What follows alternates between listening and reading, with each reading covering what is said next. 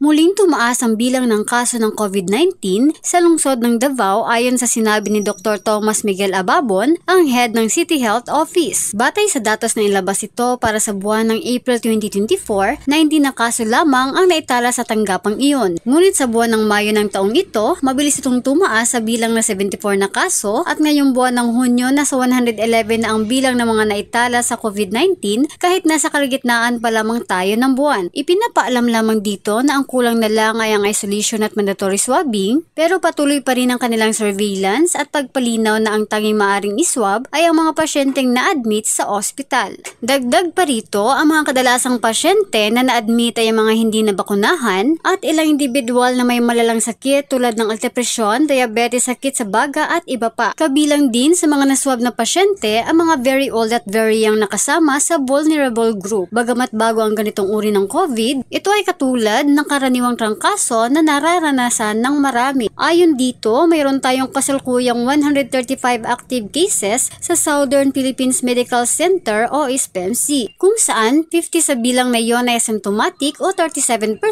habang 69 dito ay ang mild o 51% at ang moderate ay 15 o 11% at 1 para sa critical condition na kasalukuyan nasa ICU na nangailangan ng critical na pangangalaga. Muli ring nagpapaalala ang tanggapan na patuloy na sundin ang mga alituntunin ng Department of Health upang maiwasan ang sakit. Mula dito sa Davao City, Charlotte Mayol para sa Radyo Alternatibo Balita Nationwide.